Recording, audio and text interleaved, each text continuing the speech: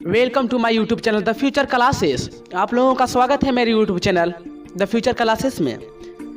मुझे आशा है कि आप लोग खुश होंगे। आज हम लोग चर्चा करेंगे कोरोना के बारे में, जो कि कोरोना एक बहुत बड़ा महामारी है। आप लोग जानते हैं किस तरह कोरोना फैलकर पूरे विश्व में तांडव कर रहा है, तो उसी पर आज हम लोग चर्चा करेंगे। भारत में एक राज्य है बिहार।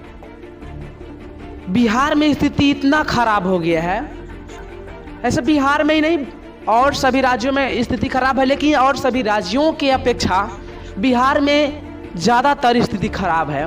बिहार में देखिए, बिहार में जब शुरू से ही जब लॉकडाउन हुआ तो उस समय कोई मानने के लिए तैयार नहीं था कि कोरोना है, लेकिन फिर भी पुलिस कार्रवाई करने के बाद लॉकडाउन लागू किया गया।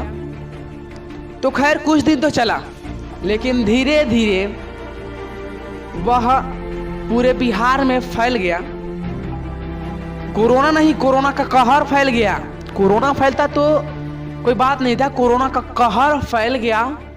इसके बाद जैसे जैसे बिहार में इलेक्शन का टाइम आते गया तो धीरे धीरे कोरोना का कहर भी खत्म होने लगा। तो मुझे लगा कि कोरोना को शायद इलेक्शन से डर लगता है, भीड़ से डर लगता है।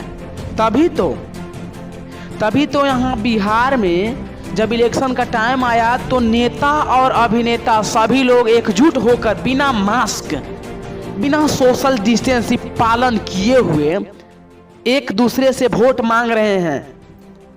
सोशल डिस्टेंस की धज्जियां उड़ा दिए हैं खुद नेता और अभिनेता।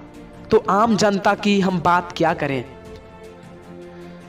जब वोट मांगने की बारी आई तो सोशल डिस्टेंसिंग, मास्क और कोरोना सब अपनी जगह से हट गए। लेकिन आज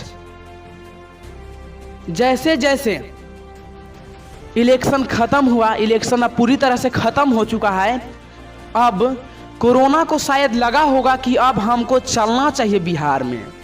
बिहार और भारत के दूसरे राज्यों में चलना चाहिए, क्योंकि अब भीड़ बहुत कम होगा।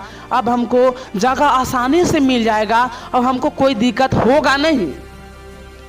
तो वह चल आया और अब इसीलिए बिहार में या फिर भारत के और राज्यों में लॉकडाउन शुरू होने जा रहा है। बिहार में भी 1 तारीख को लॉकडाउन की घोषणा होने जा रहा है। भरसक उम्मीद है कि लॉकडाउन हो जाएगा।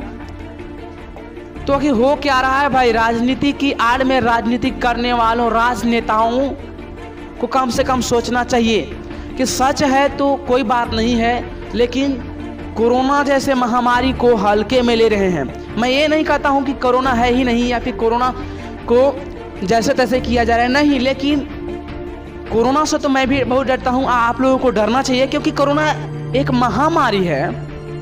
तो डरना सभी को चाहिए। सोशल डिस्टेंसिंग का पालन सबको करना चाहिए। मास्क का प्रयोग हमेशा करें, क्योंकि मास्क का प्रयोग करने से वातावरण में फैले धूल के कणों हमारे फेफड़ा तक नहीं पहुँच पाते हैं। यहाँ तक कि कोरोना आने से सब कुछ चालू रहा, सब कार्य हो रहे थे।